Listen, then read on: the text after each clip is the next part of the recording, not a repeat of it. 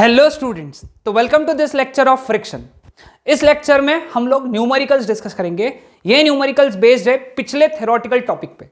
Okay, so without wasting our time will start with first numerical, find the acceleration of block if the block is initially at rest.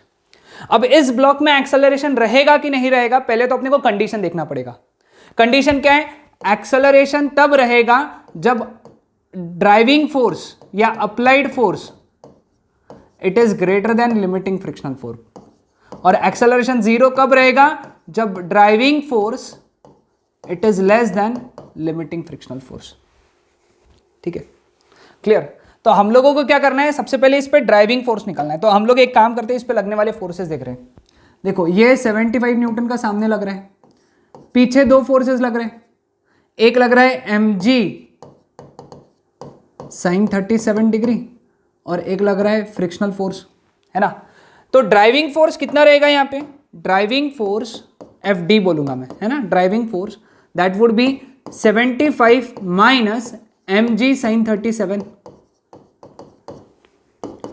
75 minus mg कितना आएगा? m 10 है, g 10 है, और sin 37 3/5 होता है, पता है हमको, है ना, 2 सा। तो it is 75 minus 60 which is 15 Newton. ये हो गया ड्राइविंग फोर्स। ठीक है, अब लिमिटिंग फ्रिक्शनल फोर्स कितना है यहाँ पे? Limiting frictional force FL that is μs into n, है ना। μs कितना है? 0.5। और n यहाँ पे जो रहेगा, n देखो कैसा रहेगा यहाँ पे, इसकी FBD ये n रहेगा और ये रहेगा mg cos 37, है ना। तो सॉरी, n यानी कितना है? mg cos 37। तो it is 0.5 into 100 into cos 37, 4/5। तो इट इज 40 न्यूटन आया ये लिमिटिंग फ्रिक्शनल फोर्स, है ना। अब driving force 15 Newton, limiting frictional force 40 Newton. तो हम लोग क्या बोल सकते हैं यहाँ पे? Driving force it is less than limiting frictional force, मतलब एक्सेलरेशन जीरो है। ये देखो यहाँ पे कंडीशन है ना, ड्राइविंग फोर्स ज्यादा होना चाहिए, लेकिन यहाँ पे driving force limiting frictional force से कम है, मतलब एक्सेलरेशन जीरो है। Are we clear with this? Okay, next, find the distance travelled by the block before it stops, है ना। ये ब्लॉक है, ये रफ सरफेस पे आगे बढ़ रहा है 10 मीटर पर सेकंड से, 10 kg उसका मास है, और kinetic frictional coefficient of kinetic friction 0.5 दिया है। पहली बात तो ये ब्लॉक रुकना क्यों चाहिए मैं बताता हूं। ये ब्लॉक सामने चल रहा है, तो इस पे फ्रिक्शनल फोर्स पीछे लग रहा है ना। उसको FS नहीं बोलेंगे, FK बोलेंगे। तो फ्रिक्शनल फोर्स पीछे लग रहा है, वो उसके मोशन को अपोज कर रहा है, मतलब वो उसमें रिटार्डेशन ला रहा है। ये उसमें क्या कर रहे हैं? रिटार्डेशन ला रहे हैं सॉरी। तो वो रुकेगा, कुछ दूर जाके रुक जाएगा। तो वो कितने दूर जाके रुकेगा अपने को ही निकालना है। तो हम लोग एक काम करेंगे, इनिशियल वेलोसिटी 10 मीटर पर सेकंड ले लेंगे। जब वो रुक गया, उसकी वेलोसिटी जीरो हो गई, S निकालना है। ठीक है, अपने को चाहिए डीसेलरेशन कितना।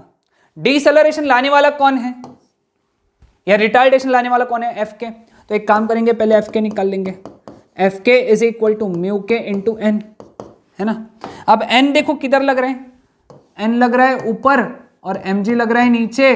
तो हम लोग क्या बोल सकते हैं? n is equal to mg बोल सकते हैं हम लोग यहाँ पे, है कि नहीं। तो देखो ये म्यू के कितना है? 0.5 और n का वैल्यू कितना है? mg, है ना। तो 50 न्यूटन हो गया FK 50 आ जाएगा। अब ये रिटार्डेशन लाएगा, मतलब MA is equal to FK होना चाहिए।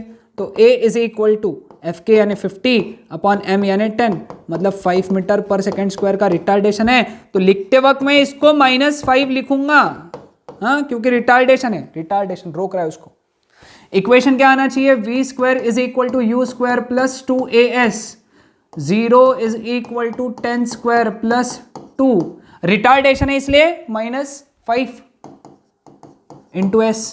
तो 0 is equal to 100 minus 10S, तो 10S is equal to 100, cancel, तो S is equal to 10 metres.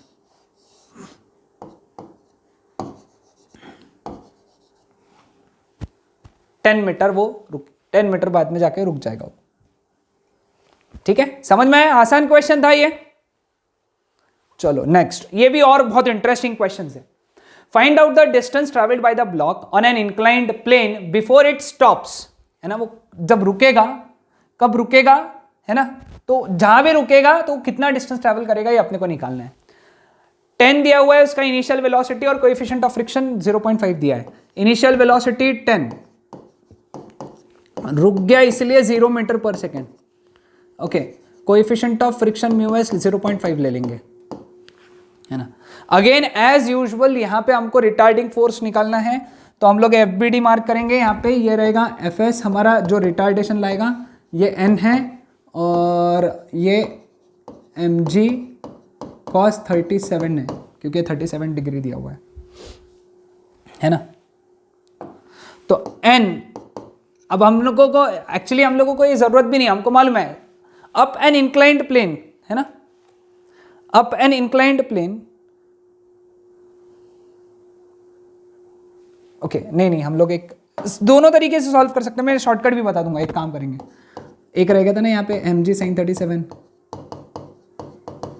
तो ये इस बार ये दोनों मिलकर रिटार्ड कर रहे हैं, है ना, समझे क्या? fs और mg sin 37 दोनों मिलकर उसको रिटार्ड कर रहे हैं, तो रिटार्डिंग फोर्स कौन है यहाँ पे इस बार? mg sin 37 plus fs, that should be equal to ma, है ना। तो therefore ma is equal to mg sin 37 plus fs कितना आएगा? Mu s into n, mu s into n, n कितना है? mg cos 37, समझे?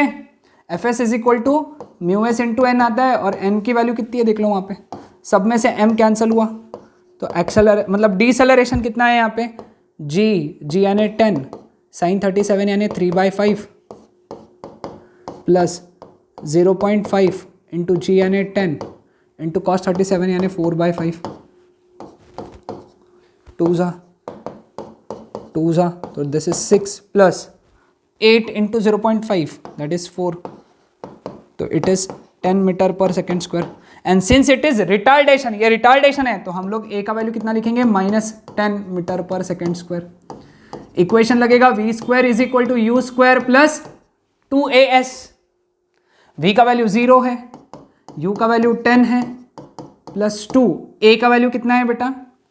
-10 इंटू s, 100 माइनस 20s, तो 20s is equal to 100, cancel, तो s का वैल्यू कितना आया? 5 मीटर। 5 मीटर बाद में ऊपर चढ़ के वो रुक जाएगा। आसान सवाल था, हाँ सिंपल था ना। कंसेप्ट देख लो, एक काम करना है यहाँ पे, अपने को रिटार्डिंग एक्सेलरेशन, रिटार्डेशन निकालना है बेसिकली। और रिटार्डेशन कैसे निकाला है इस प्रॉब्लम में? पिछले प्रॉब्लम में रिटार्डिंग फोर्स निकाल लिया और उसको एमए से इक्वेट किया, रिटार्डिंग फोर्स निकाल के एमए से इक्वेट। चलो आगे बढ़ते हैं next. A block slides on a smooth wedge of an angle theta and its time of descent is t, है ना। इसका सरफेस स्मूथ है और ये थीटा है, उसको यहां से यहां आने में टाइम लगता है t, ठीक है। If the same wedge is made rough, ये सेम वेज है, अब तुमने इसको रफ कर दिया, तो ये ब्लॉक को नीचे आने में, पहली बात मुझे बताओ ज्यादा समय लगेगा कि कम समय लगेगा? ज्यादा समय लगेगा, क्योंकि रफ है ना, तो धीरे धीरे आएगा, उसका अपोजिशन मिलेगा ना, तो धीरे धीरे आएगा, तो ज्यादा समय लगेगा। तो उसको यहां से आने में इस बार समय लगा nt। Find the coefficient of friction between the block and the ways, ठीक है। अब यहां पे है ना, मैं कंसेप्ट तुम्हारा चेक करूंगा, वो ये कि यहां पे हमको पता था एक्सेलरेशन g sin थीटा है, g sin थीटा होता है क्योंकि ये स्मूथ है, यहां पे कोई फ्रिक्शन नहीं है, और यहां पे एक्सेलरेशन कितना है? g sin theta minus mu s g cos theta, पता है सबको, जी कॉमन है ना, sine theta minus mu s cos theta पता होना चाहिए तुमको। अगर तुमको नहीं पता है तो प्लीज समझ लो। देखो जी साइन थीटा है, यहाँ पे एक्सेलरेशन कम है, मतलब जी साइन थीटा में से कुछ तो माइनस हो रहा है, कुछ तो कौन माइनस हो रहा है, फ्रिक्शन माइनस हो रहा है, फ्रिक्शन की वजह से इतना आ रहा है, यानी उतना माइनस हो रहा है, इसलिए एक्सेलरेशन यहाँ पे कम है, इसलिए उसको समय ज्यादा लगा नीचे आने में। आया ध्यान में सबको? हाँ हाँ, दोनों केस में डिस्टेंस कवर्ड सेम है। इस केस में distance covered s is equal to u t plus half a t square लगेगा, इस केस में भी equation s is equal to u t plus half a t square लगेगा। दोनों केस में u जीरो है और दोनों केस में डिस्टेंस सेम है, तो यहां पे का हाफ a यानी कितना है यहाँ पे g sine theta into t square that is equal to, ये भी हट गया ये भी हट गया, हाफ यहां का a कितना है बेटा g sine theta minus mu s cos theta, और यहां का t कितना है बेटा, यहां पे t कितना है एन टी, तो n square t square, t square t square cancel, half half cancel, सब में से g कैंसल, g भूल गया था मैं यहाँ पे है ना। तो यहाँ पे क्या बचा इक्वेशन, देखो क्या बचा,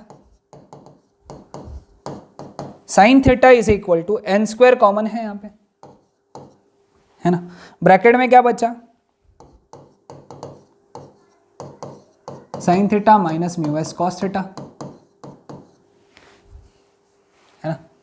तो एक काम करेंगे, अपने को म्यू एस निकालना है तो एन स्क्वायर से डिवाइड कर देंगे, n square that is equal to sine theta minus mu s cos theta, ये इधर ये इधर, तो mu s cos theta is equal to sine theta minus sine theta by n square है ना, साइन थीटा कॉमन, ब्रैकेट में 1 minus 1 by n square, cos theta से divide कर देंगे तो mu s is equal to sine theta by cos theta, bracket में 1 minus 1 by n square, तो mu s is equal to tan theta, bracket में 1 minus 1 by n square.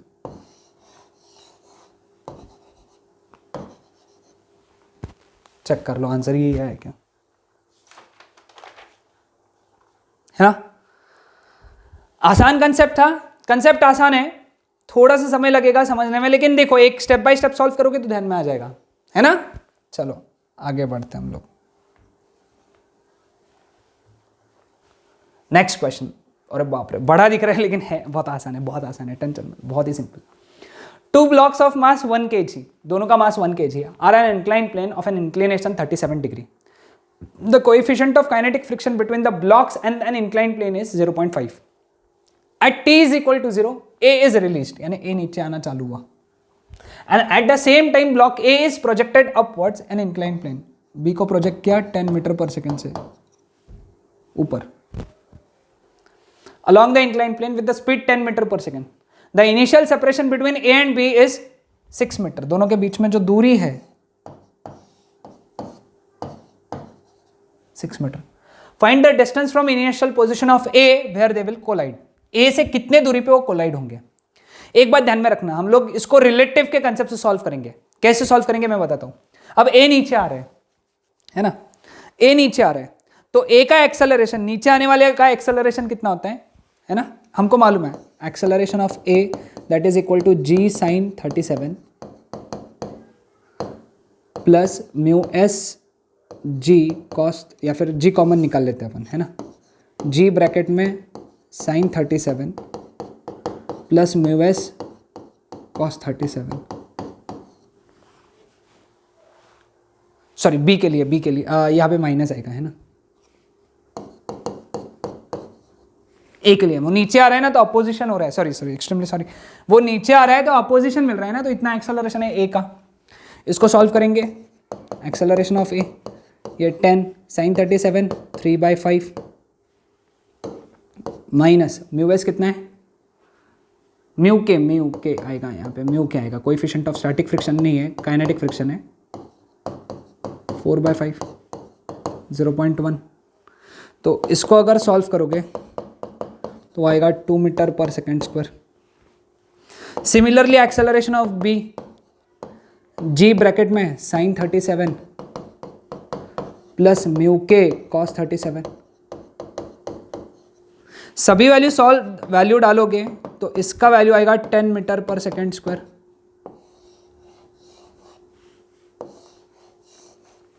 तो what is A relative? A relative कितना आएगा? A relative is -8 metre पर second square.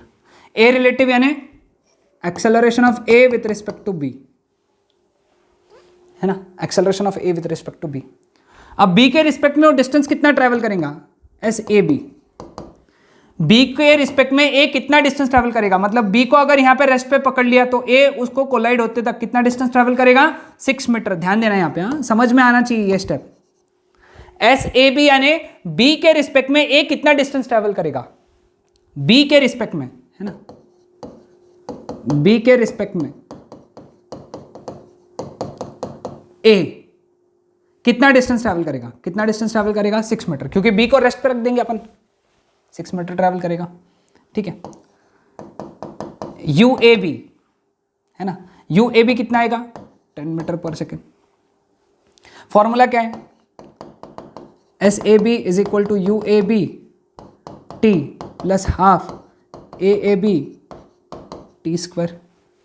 U A B 10 कैसे आया? क्योंकि इसकी ये नीचे आ रहा है ना, इसकी स्टार्टिंग में स्पीड 0 थी, इनिशियल स्पीड 0 थी, इसकी 10 थी, तो 0 माइनस -10, 0 माइनस -10। क्यों इसका -10 लिया? क्योंकि 0 के अपोजिट है।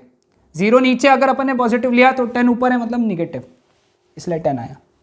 सभी वैल्यू रख देंगे यहाँ पे। 6 is equal to 10t minus half 8t square,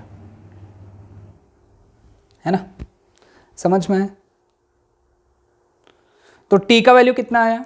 t का वैल्यू यहां पे अगर सॉल्व करोगे तो t का वैल्यू 1 सेकेंड आएगा। ओके, यानी 1 सेकेंड बाद में वो कोलाइड करेंगे। This means that a and b will collide after 1 second.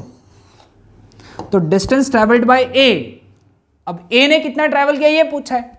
Find the distance from initial position of a where they will collide. तो a ने कितना डिस्टेंस ट्रेवल किया? Half a t square. Half a का value कितना है यहाँ पे? 2 into T यानी 1 का स्क्वायर। तो distance travelled by A is 1 metre. अब अगर डिस्टेंस ट्रेवल्ड बाय बी पूछते थे तो अगर 6 मीटर में से 1 मीटर ए ने ट्रेवल किया होगा तो बी ने कितना ट्रेवल किया होगा? 5 metre. Distance travelled by B that is equal to 5 metre. Problem में देख लेना क्या पूछा है। यहां पे ए का पूछा है तो अपन ने ए का निकाल दिया, बी का पूछते थे तो बी का निकाल देते थे। आसान? ओके, ये एक इंटरेस्टिंग क्वेश्चन है। An insect starts crawling up the hemispherical bowl of radius R from the lowest position. If the coefficient of friction between the bowl and the insect is mu, find the maximum height up to which an insect can go without sliding. ठीक है, interesting question, बहुत ही interesting question. ऐसा एक bowl है, ठीक है, यहां पे एक कीड़ा है ना, वो ऊपर चढ़ना चाहता है, वो ऊपर चढ़ रहा है, वो चढ़ा यहां तक, यहां तक, यहां तक, यहां तक, यहां तक, यहां तक चढ़ा। जैसे ही ये पोजीशन पे आया वो फिसल गया, वो फिसल गया। ओके, तो वो फिसल रहा है तो कितने ऊंचाई तक पहुंच सकता है ये निकालना है अपने को। ये जो ऊंचाई है h, ये निकालना है। ठीक है, तो एक काम करते, पहले वो कीड़े पे, इंसेक्ट पे लगने वाले फोर्सेस निकाल देते। ये फ्रिक्शनल फोर्स लगेगा, ये लगेगा mg sin 37, sorry sin theta. ये थीटा कहां से आया बताता हूं। देखो पहले थीटा, एक काम करते, पहले थीटा की बात कर लेते हैं। ये है थीटा,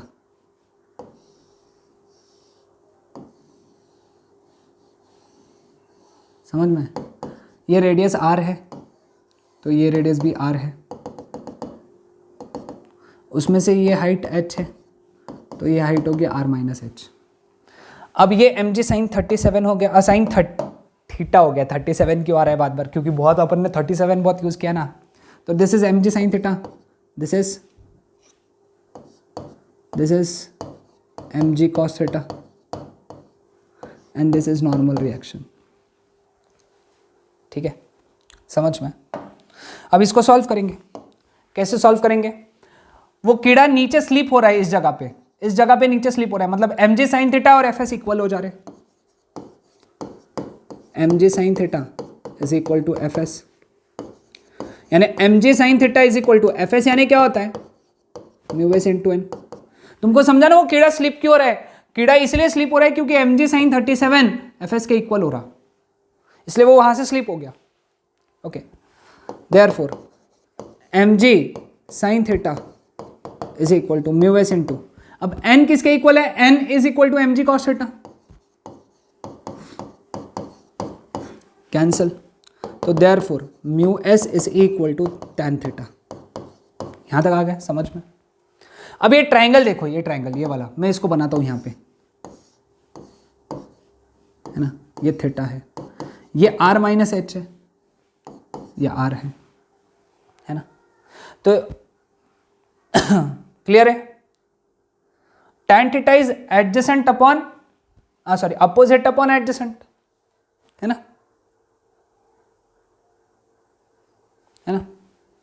इसको अपन y बोल देंगे। एक काम करेंगे, इसको r माइनस एच की जगह y बोल देंगे अभी, तो ये कितना हो गया? Square root of r square minus y square हो गया, है ना।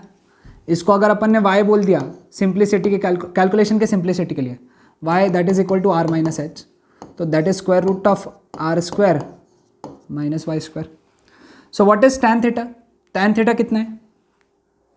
tan theta is square root of r square minus y square upon y that is equal to mu s. आ गया, म्यू दिया हुआ है ना, इसको म्यू एस कर दो, ठीक है, अभी का म्यू एस कर लेंगे। टेकिंग स्क्वायर, तो r square minus y square upon y square that is equal to mu s square, ये इधर चला गया, तो r square minus y square that is equal to mu s square y square, ये इधर आ गया, तो r square that is equal to mu s square y square plus y square, y square common mu s square plus 1, तो what is y square? r square upon mu s square plus 1, तो what is y? r upon square root of mu s square plus 1, ये y हो गया। अपने को निकालना है h निकालना है अपने को, है ना, तो हमको मालूम है y is equal to r minus h, तो h is equal to r minus y लिख सकते हैं यहां से, ये इधर आएगा, ये इधर आएगा, h निकालना है ना अपने को, हाइट निकालना है, तो therefore h is equal to r minus what is y? r upon square root of mu s square plus 1, तो finally therefore h is equal to r common bracket में 1 minus square 1 upon square root of mu s square plus 1। समझ में आया सबको? थोड़ा सा and में हट गया, वो बहुत नीचे था इसलिए। सभी को ध्यान में आया चीज? हाँ, तो एक बात ध्यान में रखना है, तो this is your answer. Okay, clear? चलो, a block of mass m1 is placed on rough horizontal surface table. Another mass m2 hung from the string connected by pulley is just sufficient to start the motion of m1. Find the coefficient of friction between the table and the block. यानी situation देखो, draw करना है ये diagram ऐसा, ये block table पे जो रखा है वो m1 है, और जो हंग किया गया है वो m2 है, ठीक है। अब सारे फोर्सेस मार्क करो, पहले स्ट्रिंग में के सारे फोर्सेस मार्क करेंगे हम लोग। देखो ये T है, ये M2G है, ये T है, ये फ्रिक्शन है Fs, लिमिटिंग फ्रिक्शनल है। Okay, find the coefficient of friction between the table and the block, और जस्ट मोशन स्टार्ट हो रहा है, ठीक है, जस्ट मोशन स्टार्ट हो रहा है। तो अब देखो पहले M2 के FBD, T should be equal to M2G, T should be equal to M2G, okay, and यहाँ पे सॉरी यहाँ पे फोर्सेस रह गए, यहाँ पे M1G नीचे, नॉर्मल रिएक्शन N ऊपर। अब T अगर मोशन जस्ट स्टार्ट हो रहा है, मतलब T किसको बैलेंस कर रहा है? Fs को, यानी T is also balancing Fs. So therefore from these two equation M2G should be equal to Fs. Fs is equal to mu s into n.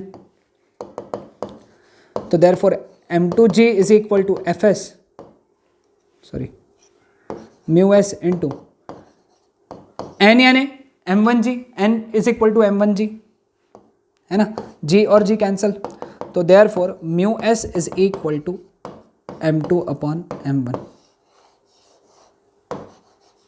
अब इसको शॉर्टकट के जैसे याद रखो कि कोएफिशिएंट ऑफ फ्रिक्शन क्या रहना चाहिए कि जस्ट मोशन स्टार्ट हो तो coefficient of friction that is equal to mass hung upon mass on table. ये शॉर्टकट याद रखना है. जो मास हंग किया यानी टांगा हुआ है अपॉन जो मास टेबल पे है, ये अपन इसके बाद के क्वेश्चन में यूज करेंगे. ठीक है, चलो next. A block of mass m1 is placed on a rough inclined plane at an angle theta. Another mass m2 hung from the string connected by pulley is just sufficient to start the motion of m1. Find the coefficient of friction between the table and the block. इस बार situation थोड़ा सा अलग है. ये theta,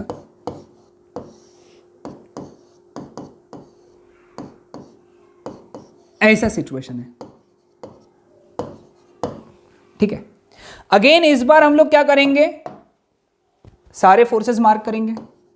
ये T है, ये M2G है, ये T है, ये N है, ये M1G cos थीटा है, ये M1G साइन थीटा है, और ये फ्रिक्शन है Fs.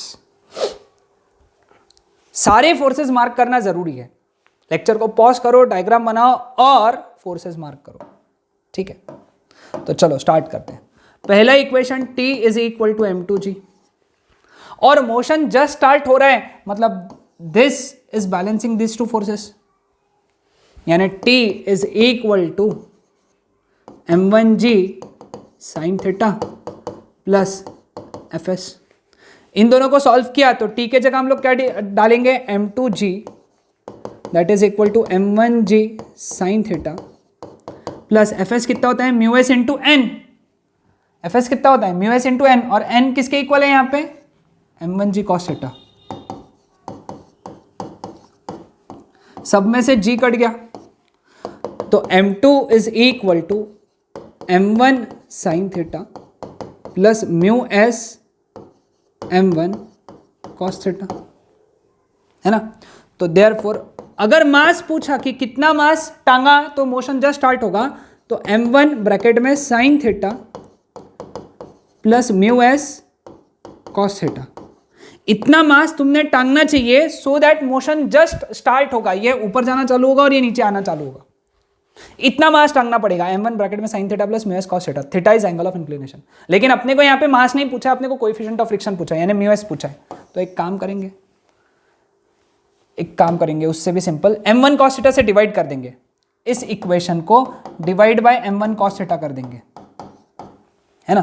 तो क्या बन जाएगा ये, M2 upon M1 cos theta that is equal to M1 से डिवाइड किया, M1 cos थीटा से M1 कैंसिल हो गया, sine theta by cos theta is tan theta plus mu s. तो therefore mu s is equal to, mu s निकालना था तो it is M2 upon M1 cos theta minus tan theta. This is your answer. समझे, simple था ये. चलो फिर आज का हमारा लास्ट न्यूमेरिकल है ना. बहुत न्यूमेरिकल हम लोगों ने बहुत सारा डिस्कस कर लिया है ना अभी तक का. हाँ, ये सबसे फेवरेट प्रॉब्लम मेरा फेवरेट प्रॉब्लम है, पर्सनल फेवरेट प्रॉब्लम है. ओके, यहाँ पे क्या बोला है, a uniform chain of length L is placed on a table in such manner that its L dash part is hanging. ये स्मॉल l है, ये small l dash is hanging over the edge of the table without sliding. Find the value of L dash. ये chain है ऐसी,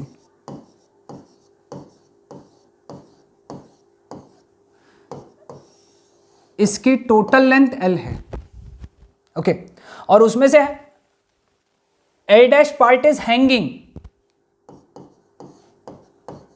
A dash hanging है, तो table पे कितनी है? L minus L dash. समझा? ओके, अब इसको सॉल्व कैसे करेंगे? देखो, इसको सॉल्व करेंगे बहुत सिंपल वे में सॉल्व, यानी ऐसा सॉल्यूशन दूंगा ना तुमको भी एकदम मजा आ जाएगा सॉल्व करने में। ओके, कुछ एक से एक प्रॉब्लम पहले हम लोगों ने म्यू एस का फॉर्मूला लिखा था, मास hung upon mass on table, है ना, ये फॉर्मूला लिखा था, ठीक है, ये याद रखना, ये यूज करेंगे अपन। Let capital M be the mass of chain,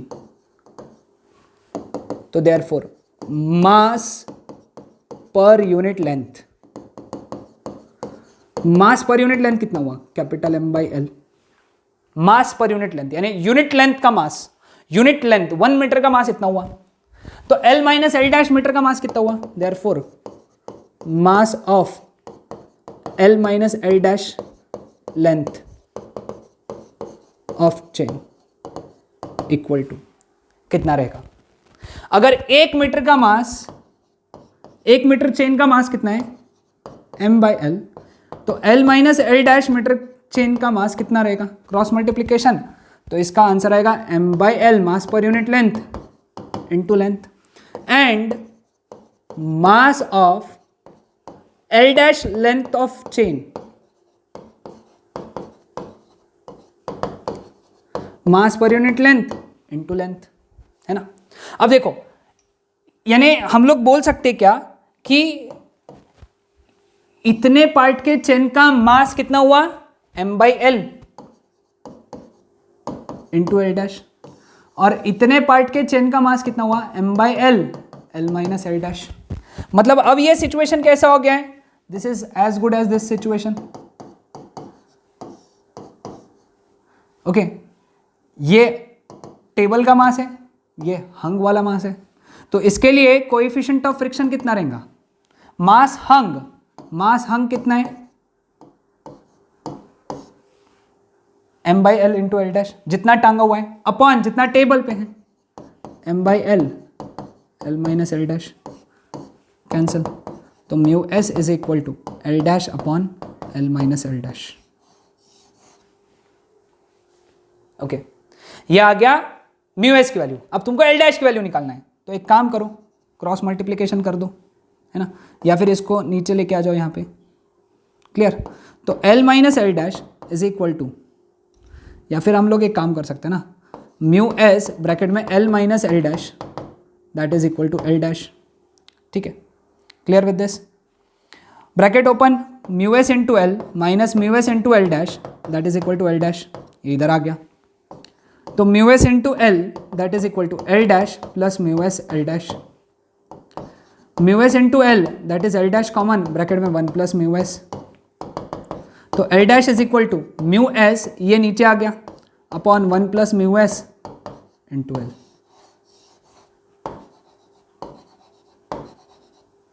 So this is the value of chain which is hung, mu s upon 1 plus mu s into L. Okay, clear है सबको ये चीज? So that's it for today, आज के लिए इतना ही, इसके आगे का पार्ट हम लोग पढ़ेंगे कल के लेक्चर में।